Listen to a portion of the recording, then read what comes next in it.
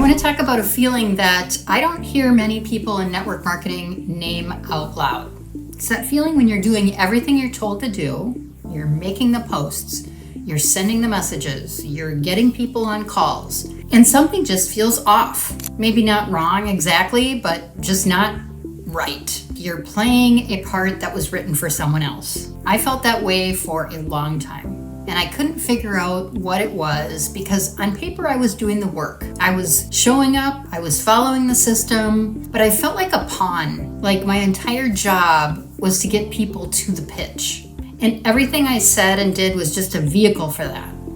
The posts, the coffee dates, the scripts, the three-way calls, all of it was to get people to someone else's presentation, someone else's close, someone else's authority. And I didn't have words for that feeling for a long time, but I do now. I know I was operating on borrowed authority, and it was never going to feel like mine because it wasn't. So let me walk you through what borrowed authority looks like in practice, because I think a lot of you are going to recognize this. Borrowed authority is when your upline says, all you have to do is invite people to the webinar. All you have to do is make a few posts like these on your social media. All you have to do is memorize these scripts for your next coffee date.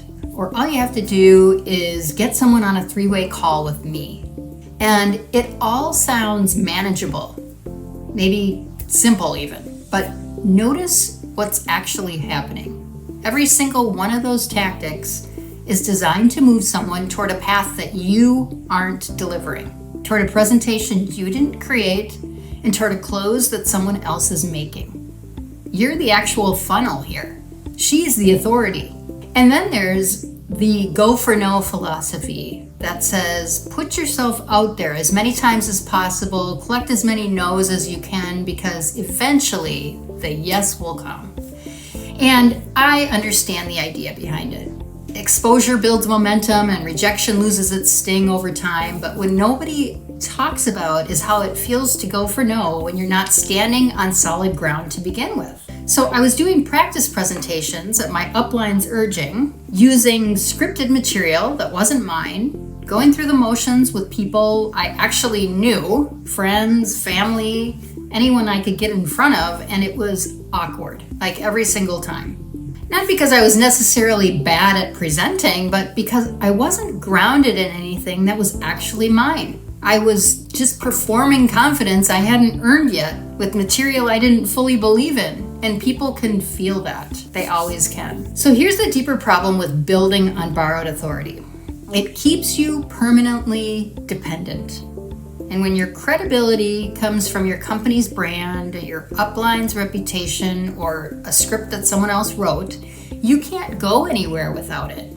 Like you can't create content that sounds like you because you haven't developed a voice that's yours. You can't have a real conversation about what you do because you're always steering toward someone else's talking points. You can't build an audience that follows you because there's no distinct you for them to follow.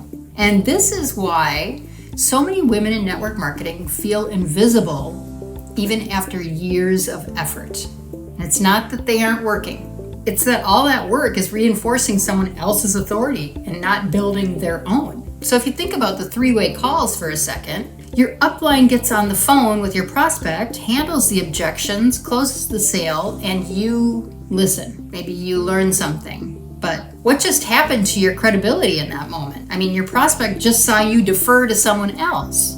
You stepped aside because you weren't the one who could answer the hard questions. And that's not building your authority. That's borrowing hers. And the script, the carefully crafted, designed to move someone towards a yes without having an honest conversation. I hated those. Not because I couldn't memorize them, but because they didn't sound like me. And when something doesn't sound like you, you can feel it. And so can the person you're talking to. So borrowed authority has a shelf life. It can get you some results in the short term, but it doesn't compound, it doesn't build, and it doesn't survive a company change or a platform shift because none of it was ever really yours to begin with. So what is the alternative here? What does owned authority actually look like? And more importantly, what does it feel like?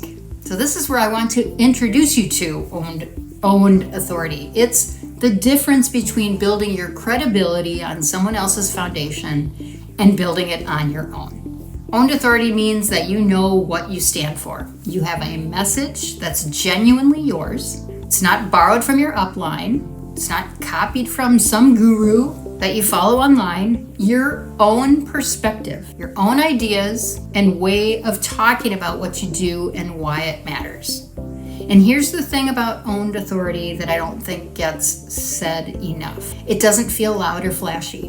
It doesn't feel like that hyped up energy you see on a convention stage. It feels steady. So when I stopped operating from borrowed scripts and borrowed credibility, and I started building something that was actually mine, even when it wasn't working yet, even when nobody was watching, even when the results weren't there, I felt steady.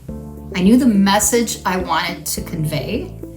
I knew who I was talking to and why it mattered. And that steadiness meant that the slow start didn't break me because I wasn't performing anymore. I was just showing up as myself and trusting that consistent repetition would eventually build traction. And that's what owned authority gives you that borrowed authority never can. Not instant results, but steadiness. A foundation that doesn't depend on anyone else's system to hold it up. So, how do you actually start moving from borrowed to owned? Well, it starts with one question. What do I actually stand for?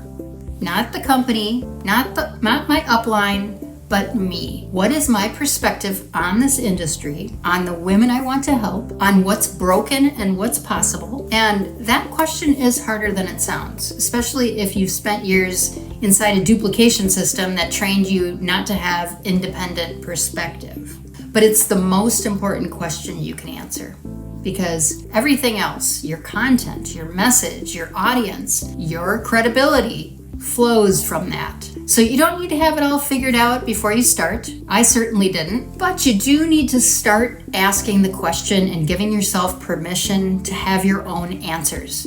And if you want a clearer picture of where you actually stand right now, like what's already yours and what you're still borrowing, that's exactly what the Authority Audit will show you. It walks you through the 4 foundations of building owned authority in your business: your lane, your message, your assets, and your visibility. And it shows you specifically where your gaps are so that you know what to work on first. You can find the link in the description. It's free, takes about 5 minutes. And I think for a lot of you, it's going to be the first time you've looked at your business and actually felt clear about what needs to happen next. So here's what I want you to take away from this. That feeling you've had, the awkwardness or the performing, the sense that something is off even when you're doing the work, that's not a you problem. That's what borrowed authority feels like from the inside. And it's telling you something important. You are ready to build something that's actually yours. I want you to drop a comment and tell me, have you ever had that moment where what you were doing just felt gross, where the script or the tactic felt completely disconnected from who you actually are? I want to hear it because you're probably not the only one. So go take the Authority Audit. I will see you in the next video.